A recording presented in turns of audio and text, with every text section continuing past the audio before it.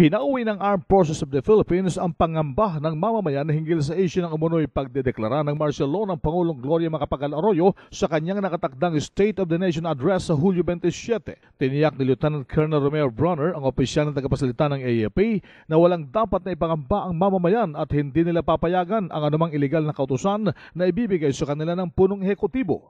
Hindi po kailangang mag-alala ang ating mga taong bayan, pati na rin po si Secretary Cruz, dahil hindi po magpapagamit ang Armed Forces of the Philippines sa kahit na anong grupo o kahit na anong individual na may mga political ambition. Ang stand lang natin is that we will follow the orders of our duly constituted authorities.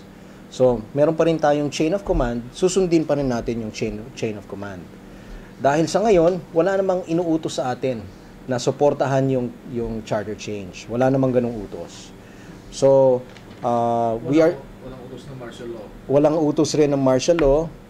Kaya't ang ginagawa po ng ating armed forces is that we are just continuing with our task of defeating the insurgency, defeating the secessionist groups, and defeating lawless elements. So, nakafocus pa rin tayo dun sa mandated task natin. Si Lieutenant Colonel Romeo Bronner Jr., RH 911, Bing Promento ng DZRH Nationwide.